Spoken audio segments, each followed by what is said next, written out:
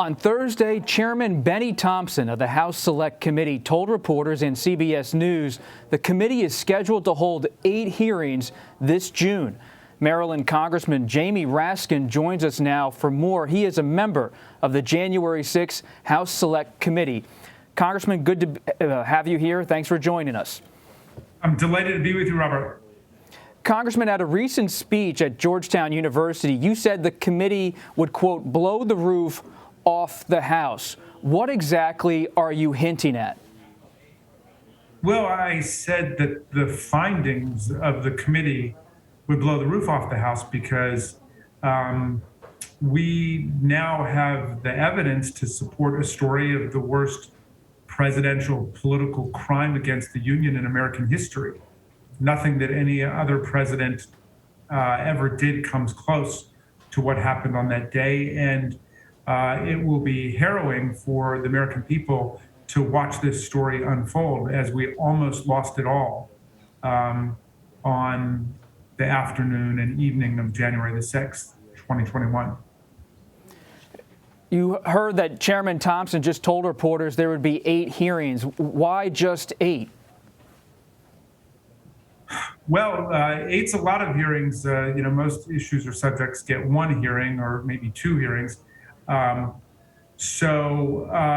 looked at essentially the comprehensive story that we have to tell, and we divided it up into chapters that will allow for the unfolding of the narrative. And we hope that it will make sense to people. I know that it will be gripping to people as they see what happened and as they see both the violent insurrection and the inside political coup come together on January the 6th. What do you mean by chapters? What should we expect? How is this going to unfold? Is it like a book, a story? Well, I mean, it will unfold in chronological order, but we'll see essentially an American president who quite uniquely refused to accept the results of a presidential election. And at first he did what politicians and citizens should do if they think there's been corruption or fraud in an election. They go to court. And his team brought more than 60 different cases to court, and all of them came back with the same conclusion, which was petition denied. There was no electoral fraud. There was no electoral corruption. The election, contrary to what Donald Trump was saying, was stolen. He said, but the courts found that, contrary to what Donald Trump was saying, the election was not stolen. It was, as Trump's own Homeland Security director put it, the most secure election in American history. So at that point, it should have been over, but that was just the beginning for Donald Trump, because then he began a multi-pronged assault on the electoral system, on the constitutional order, and on Joe Biden's majority in the Electoral College. And he tried to get legislatures to nullify their own laws and just install Donald Trump Electoral College slates. When they didn't do that, he went to election officials, most infamously Brad Raffensperger, the Secretary of State of Georgia, and told them just to find him votes. He said, just find me 11,780 votes, to Brad Raffensperger, who, to his great credit, did not do it. He acted as a constitutional patriot. And all of these people then were subjected to violent threats and harassment. The president was told not only that there was no justification for his argument that he had won the election, no facts and no evidence, but also multiple people said that somebody was going to get hurt. And several people said, people are going to get killed if you continue to do what you're doing. But he was just warming up. They moved to try to get the military to seize the election machinery and rerun the election, because everybody knows about that provision in the Constitution, which allows the military to confiscate election machinery in the states and rerun the election. And when the Department of Homeland Security refused to do it, the Department of Defense refused to do it, and the Department of Justice refused to do it, at that point, all of the focus turned to Vice President Mike Pence and what they wanted him to do in this Green Bay sweep. was to declare unilateral, extra-constitutional, unlawful powers to reject and repudiate the electoral college votes that had been sent in by tens of millions of people, specifically from Arizona, Pennsylvania, Georgia, and thereby lower Joe Biden's electoral college vote total from 306 to below 270.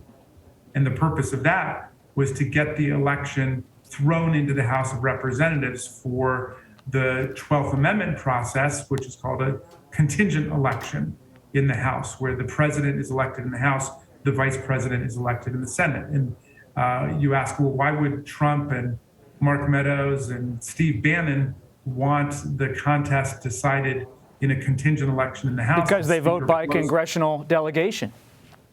Exactly. We're not voting one member, one vote. We're voting by state. And after the 2020 elections, they had 27 states. We have 22, and Pennsylvania, with a 9-9 split, would have been in the sidelines. I hope they would have lost at least the vote from Wyoming. I think that Liz Cheney would not have participated in that fraud against the American people, but that still would have left them with 26 votes. And at that point, they would have declared victory. They would have named Donald Trump the new president for the next 4 years, and likely would have invoked the Insurrection Act and declared martial law to put down all of the chaos that had been unleashed against us, which a number of Republicans like Matt Gaetz were hurrying already to blame on Antifa. So it was really Vice President Pence's refusal to buckle under to these strong-arm tactics that saved us from martial law, a stolen election, a stolen presidency, and perhaps Will you call Vice President Pence to testify? He's coming out with a book within the next year. Will he speak to the committee or not, Congressman? But I don't know that that's been decided yet. And he has spoken at length in public as to the major points, and so I think we have what we need from him. But I don't think the committee's decided yet. Are any of his aides, like Mark Short or his lawyer Greg Jacob, going to be star witnesses for the committee? Are they willing to publicly testify? Well, Robin, no decisions have been made about specific witnesses yet, but this gives me the opportunity to thank the overwhelming number of people who stepped forward to cooperate voluntarily with the committee. I mean, more than 900 people now, I think, have come in to tell their story. They don't want to be part of this attempted fraud and coup against the government. They want to tell their side of the story and explain what they saw and what they knew. And so it's really just a relative handful of people in the entourage around former President Donald Trump who have been giving the committee fits and refusing to just come forward and answer our questions and produce documents. A couple final quick things, Congressman. I know you have a busy schedule. Do you have any update on Ginny Thomas, the spouse of Justice Clarence Thomas? Will the committee ask her to come talk about her text messages with Mark Meadows? Well, we haven't released any information about that, to my knowledge. And so, we're obviously interested in everyone who was connecting with Mark Meadows and the administration about the events of January the 6th. And we're hoping to get, complete cooperation from everybody who has evidence material to the investigation. Final thing, Congressman, you said in your Georgetown speech that Vice President Pence not getting in the motorcade to leave the Capitol, that entire scene that you found out through your investigation, it gave you chills when you learned about it. Do you believe in any way the Secret Service could be connected to sedition? Well, I assume that the Secret Service officers are doing their job and they're following the orders that they're being given. I don't think that they were, well, I have no idea, but I would be shocked to learn that they were involved in the planning of either the coup or the insurrection. So, I have no reason at this point to think that they're responsible. But I just found it chilling that for the first time in American history, you have a president turn in a very public and vehement way against his vice president and then for an inflamed mob to be chasing the vice president out of the proceeding that characterizes the peaceful transfer of power in our country, chanting, "Hang Mike Pence, hang Mike Pence." And of course, as I think Kevin McCarthy was quoted about recently, they had a rope with them and they had actually set up a gallows outside the Capitol. So I don't think they were speaking metaphorically or with artistic license when this deranged mob of people committing violence against federal officers, wounding, injuring, and hospitalizing more than 150 of them, was chanting, "Hang Mike Pence." And where did this pro-Trump mob get the idea to be chanting that and to be focusing their wrath on Trump's own vice president? Well, Trump, in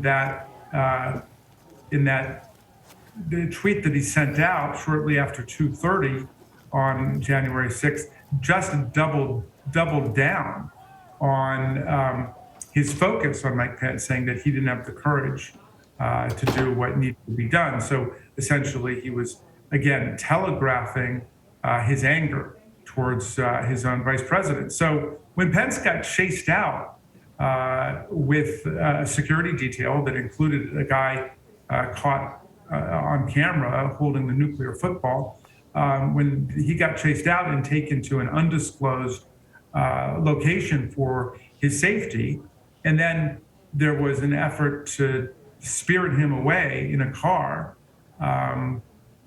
he said, "I'm not getting in that car." He made it clear he was not planning to leave the Capitol until the Electoral College votes were counted. So for me, the statement speaks for itself.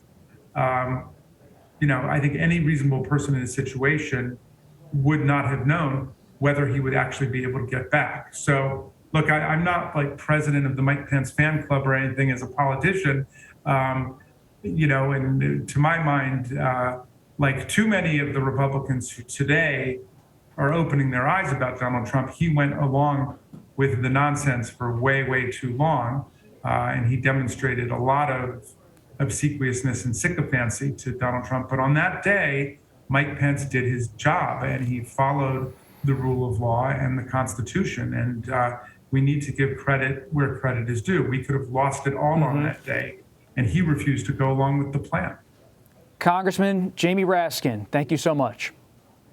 Thanks so much for having me.